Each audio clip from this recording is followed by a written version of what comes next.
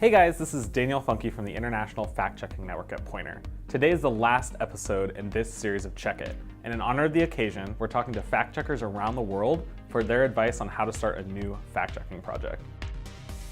Over the past few years, fact-checking has exploded around the world.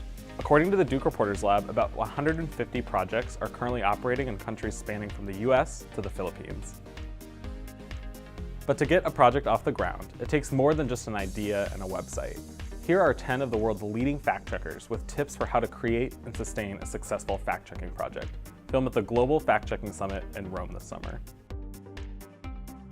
For new fact-checkers, make sure you're publishing regularly to show your readers that you're there, you're active, and you're engaged.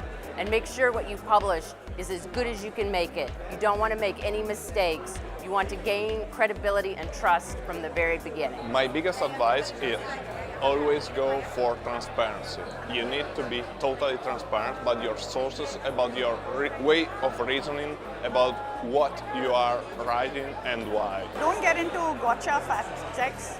Don't wait for someone to make a mistake or trip up. Look for issues to fact check. And the second piece of advice is be kind even to your worst enemy, so be fair.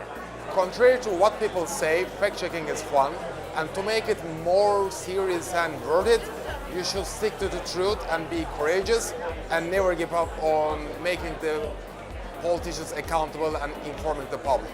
You might need to sit down and write your business plan. You need to know your key performance indicators and where you're going to get. It's very important that you know where you want to be in the next 1 year or 2 years. Okay, so a piece of advice for new fact checkers is that when you are making up your methodology, you need to talk with your team so that you all have very clear why you do stuff and how you do it.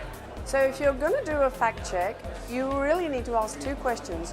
One, is it checkable? And two, does it matter? And when you come to sit down and write your fact check, just get all your opinions and leave them in a little pile on the table.